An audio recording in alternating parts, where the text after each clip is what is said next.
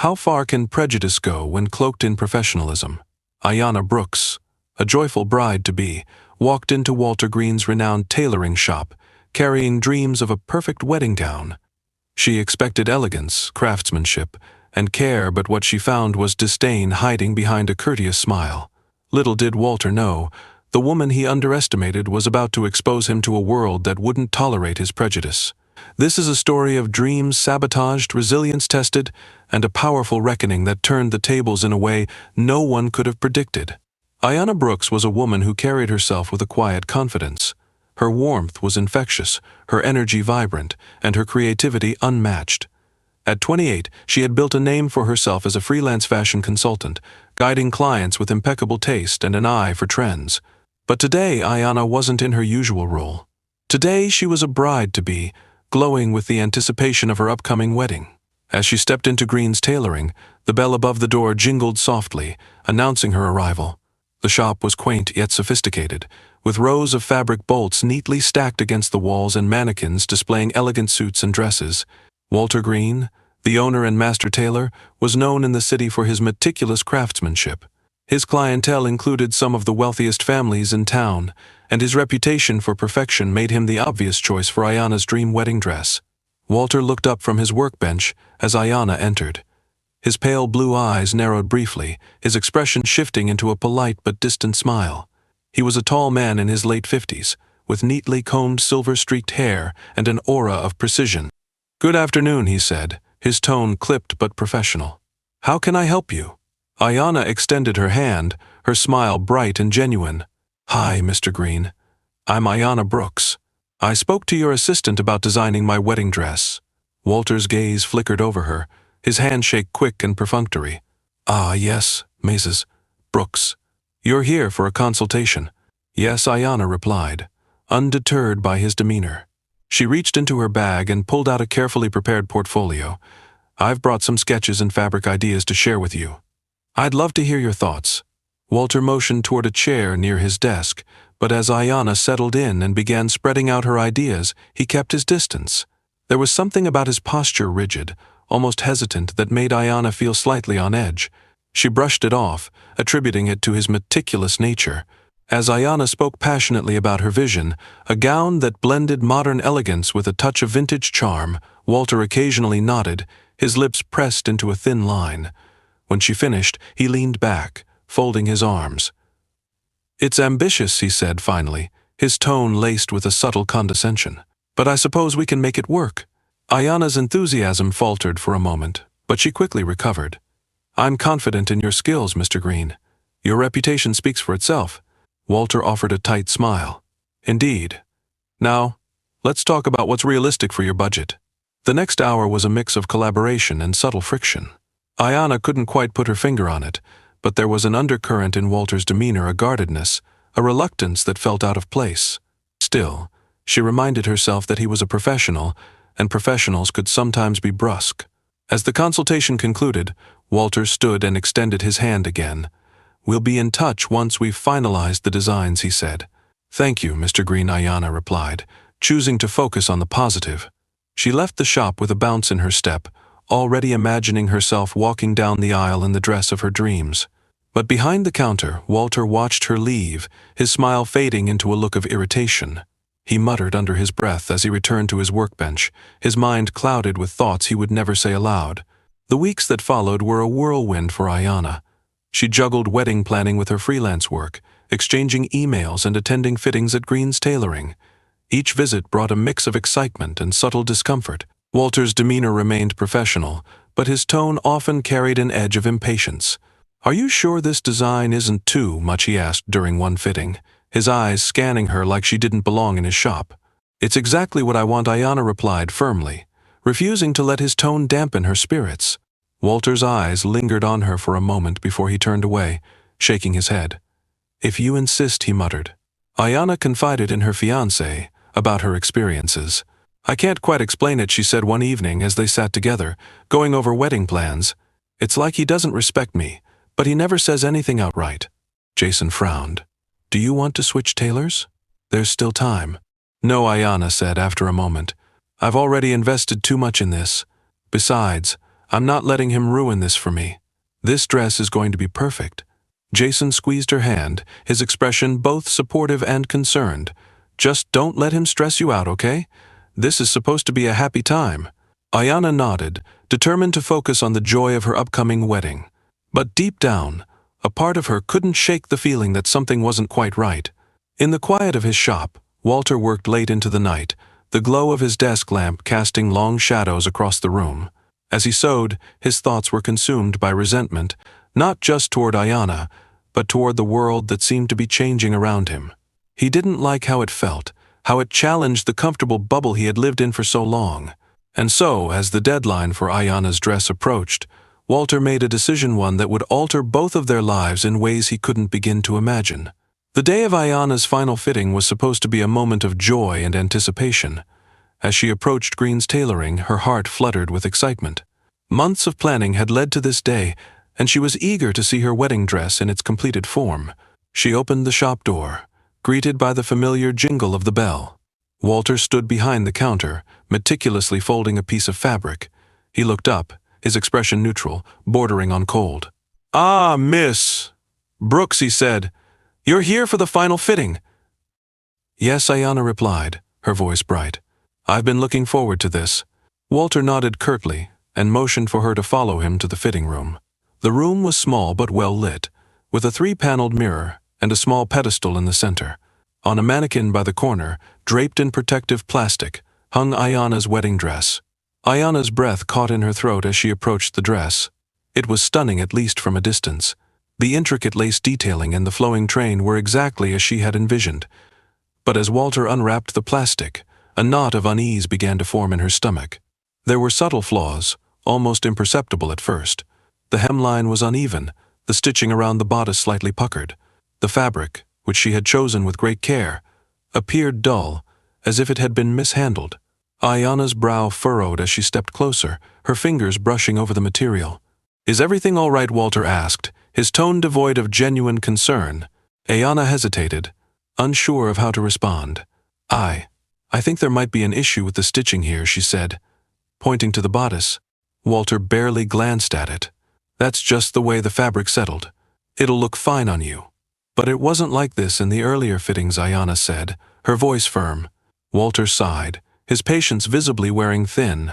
"Miss Brooks, with all due respect, you're not a tailor. Trust me, this is as good as it gets." Ayanna's cheeks flushed with frustration. She had spent countless hours planning every detail of this dress, and now she felt dismissed, as if her concerns were insignificant. Still, she tried to remain composed. "Could we make a few adjustments? I'm willing to pay extra if needed." Walter shook his head. "The deadline is too close.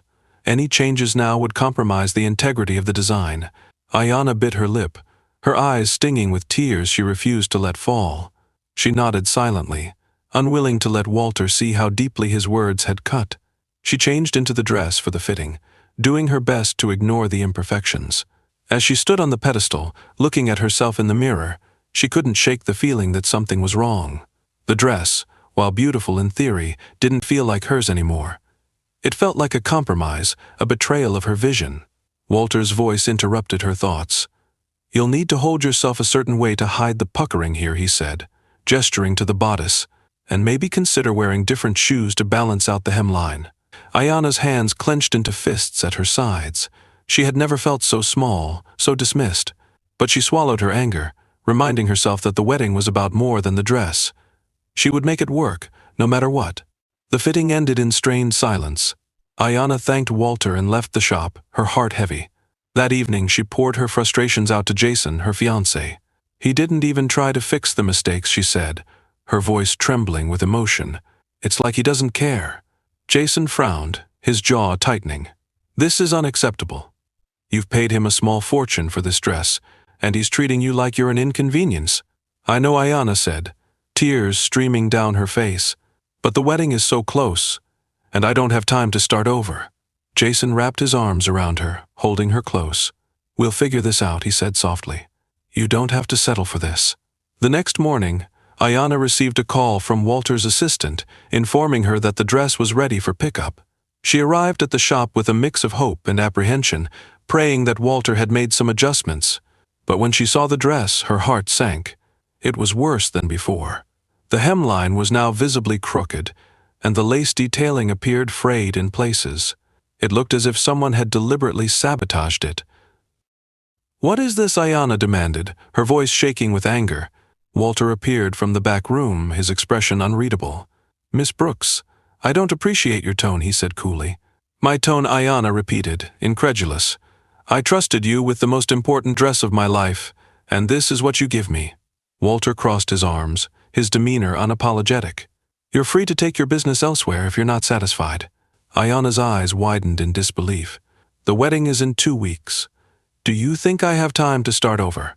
Walter shrugged. "That's not my problem." For a moment, Ayanna was speechless, her mind reeling. Then, without another word, she turned on her heel and left the shop, clutching the ruined dress in her arms. That evening, as she sat at her dining table, staring at the dress in despair, Jason placed a hand on her shoulder. "We need to let people know what happened," he said gently. Ayanna hesitated. She wasn't one to seek attention or create drama, but as she thought about the months of planning, the money she had invested, and the humiliation she had endured, a spark of determination ignited within her. "You're right," she said, her voice steady. "People need to know." She took photos of the dress, documenting every flaw and imperfection, and wrote a heartfelt post on social media, detailing her experience with Green's tailoring. She didn't attack Walter personally but spoke candidly about how she had been treated and the disappointment she felt. Within hours, the post went viral. Comments flooded in, with people expressing outrage and sharing their own experiences of discrimination and poor service. Fashion bloggers and influencers began to amplify her story, tagging Green's tailoring in their posts and demanding accountability. The next morning, Walter woke up to a nightmare. His shop's phone was ringing off the hook, and his inbox was flooded with angry emails. His social media pages were inundated with negative reviews, many of them from people who had never even set foot in his shop. At first, Walter dismissed it as an overreaction, but as the days went on, the backlash grew. Regular clients began canceling their appointments, and his assistant handed in her resignation, unwilling to face the constant stream of complaints. Meanwhile, Ayanna was overwhelmed by the support she received. Designers from across the country reached out to offer their services, some even proposing to create a new dress for her free of charge. Despite the whirlwind of activity, Ayanna remained focused. She accepted the offer of a renowned designer who shared her vision and values. Together, they created a gown even more beautiful than the one she had originally imagined. As the deadline for the wedding approached, Ayanna's spirits lifted. She had turned her pain into power, and her determination had inspired countless others. But for Walter, the consequences of his actions were just beginning to sink in. The day after her social media post went viral, Ayanna woke up to a flood of notifications. Her phone buzzed incessantly with messages of support, reposts, and comments from people all over the world. Fashion enthusiasts, advocates for equality, and even a few celebrities had shared her story, adding their voices to the growing call for justice. Ayanna scrolled through the comments, her heart swelling with gratitude. She had never anticipated this level of attention, but it was clear that her experience had struck a chord. Her inbox was filled with offers from designers who wanted to help her, some expressing outrage over Walter Green's behavior, others simply wanting to ensure her wedding day was as magical as she deserved. Among the messages was one from a well-known fashion magazine editor, extending an invitation to share her story in an upcoming issue about inclusivity in the industry. Ayanna hesitated for a moment, unsure if she wanted to step further into the spotlight. But Jason encouraged her, reminding her that her voice could inspire others to stand up against prejudice and injustice. Meanwhile, Walter Green sat in his empty shop, staring at his computer screen. His inbox, too, was flooded, but with complaints and demands for refunds. He had initially dismissed the backlash as temporary, a storm that would blow over. But as the days passed, the calls for accountability only grew louder. His shop's social media pages had been taken over by angry commenters, many vowing never to support his business again. News outlets had picked up Ayanna's story, further tarnishing his reputation. Clients who had booked fittings and alterations canceled their appointments, some citing dissatisfaction with his work, others directly referencing Ayanna's post. For the first time in years, Walter found himself with no orders to fulfill, no customers walking through the door. The silence was deafening. At first, Walter's reaction was one of stubborn defiance. He muttered to himself about people overreacting, about how he was the victim of a smear campaign. But deep down, a gnawing doubt began to creep in. He replayed his interactions with Ayanna in his mind, trying to convince himself that he had done nothing wrong. Yet, the more he thought about it, the harder it became to ignore the truth. His actions hadn't just been unprofessional, they had been cruel. One evening, Walter closed the shop early and sat alone in his dimly lit living room. His thoughts were a whirlwind of regret and self-reproach. He thought about Ayanna's radiant smile when she had first walked into his shop, her excitement as she described her dream wedding dress. He had crushed that joy with his indifference and prejudice, and now he was paying the price. But Walter's reckoning didn't end there. One of the designers who had reached out to Ayanna was someone Walter had admired for years, Claudia Rivera, a trailblazer in the fashion industry known for her bold designs and advocacy for diversity. Claudia had not only offered to create a new dress for Ayanna, but had also taken the opportunity to speak out against discrimination in the fashion world. In a public statement, she called out the systemic issues that allowed people like Walter to operate unchecked, urging others to hold themselves to higher standards. Her words stung Walter more than he cared to admit. Claudia's approval had been something he once aspired to earn, but now he was on the receiving end of her scorn. Ayanna, meanwhile, met with Claudia in her bustling studio, a space alive with color and creativity. Claudia listened intently as Ayanna shared her vision for the dress, her passion reignited by Claudia's enthusiasm and encouragement. Together, they worked to create a gown that was not only breathtakingly beautiful but also a symbol of resilience and triumph. The dress featured intricate hand-sewn details, inspired by Ayanna's love of nature, and was made with ethically sourced materials, reflecting the values both women held dear. As the day of the wedding approached, Ayanna felt a renewed sense of confidence. The outpouring of support from strangers and the collaboration with Claudia had turned what could have been a devastating experience into a story of empowerment and justice. On the morning of her wedding, Ayanna stood in front of the mirror in her new dress. The sunlight streaming through the window caught the delicate beadwork, making the gown shimmer like something out of a fairy tale. Jason appeared behind her, his eyes widening as he took in the sight of his bride-to-be. "You look perfect," he said, his voice thick with emotion. Ayanna smiled, tears welling up in her eyes. "It's more than I could have ever imagined." The wedding was a joyous celebration, filled with laughter, love, and the warm glow of unity. As Ayanna walked down the aisle, the guests gasped in admiration, their eyes fixed on the stunning gown. But more than the dress, it was Ayanna's radiant confidence and grace that left everyone in awe. Back at Green's Tailoring, Walter watched the wedding unfold on social media. He had seen photos and videos of Ayanna's new dress, each one a painful reminder of the opportunity he had squandered. His shop was now empty, his reputation in tatters. Walter sighed, running a hand through his graying hair. For the first time, he allowed himself to confront the reality of his actions. He had let his biases dictate his behavior, and it had cost him everything. As he scrolled through the comments on Ayanna's post, he noticed one that struck a chord. People can change if they're willing to confront their own flaws. It's never too late to start doing better. Walter didn't know if he could ever repair the damage he had done, but he resolved to try. He began drafting an email to Ayanna, not to defend himself or make excuses, but to apologize sincerely. Ayanna's wedding day was a resounding success. As she stood at the altar, surrounded by family and friends, she couldn't help but reflect on how far she had come. What had started as a dream for a perfect day had turned into a powerful statement of resilience and the strength of community. Her dress shimmered in the soft glow of the candles, but it was her unwavering confidence and poise that stole the show. Jason, waiting at the end of the aisle, couldn't take his eyes off her. The moment she stepped forward, all the pain and hardship of the past weeks melted away, replaced with a sense of triumph. They had faced adversity together and come out stronger.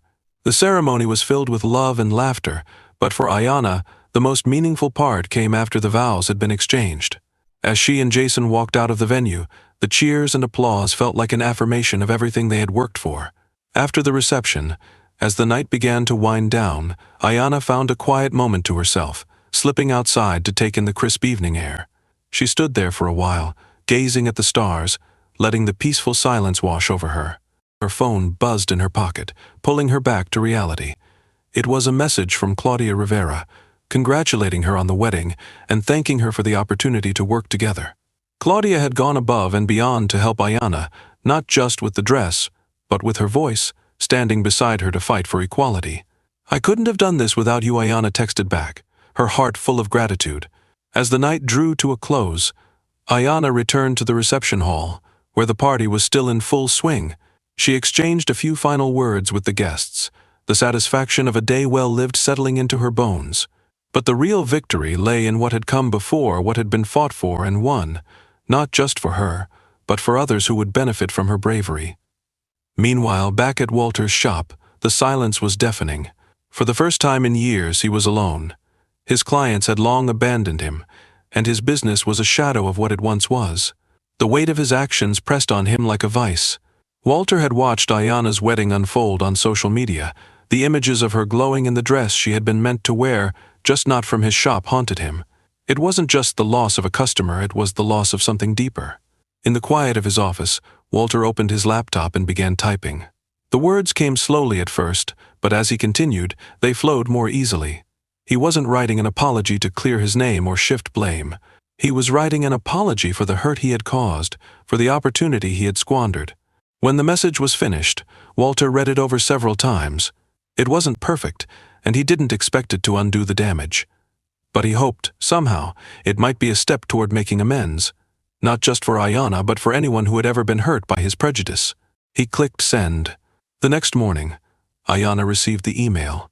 She read it through, her emotions torn between surprise and a quiet sense of closure. The message wasn't a justification or excuse for Walter's actions, but it was a recognition of his wrongdoings, and perhaps the first sign that he had started to change. She didn't respond immediately. Instead, she took a moment to reflect on her journey. Ayanna had been a victim of prejudice, but now she was a symbol of strength. Her story had resonated with so many people, proving that, no matter the odds, standing up for what's right could create ripples that could reach further than anyone imagined. She had fought not only for her dream dress, but for the right to exist without the weight of someone else's bias crushing her every step. As Ayanna and Jason settled into their new life together, she continued to build on her newfound platform, advocating for fairness, equality, and respect in the fashion industry and beyond. Her voice had become a beacon for others who had experienced similar injustices, and her story reminded them all that their voices, too, mattered. For Walter, things were different now. His shop remained closed, a reminder of the consequences of his actions, but inside him, something had shifted. Perhaps in time he could rebuild, though it would take far more than business acumen to restore the respect he had once taken for granted. What mattered now was not the shop's reopening, but the quiet redemption that could only come from true self-reflection. And as Ayanna's new life unfolded, she knew that her fight was far from over. The road ahead would be filled with challenges, but she was no longer just a victim. She was a warrior, a woman who had turned adversity into opportunity, and who, with every step she took, proved that nothing, not even the most deeply ingrained prejudice, could stop her.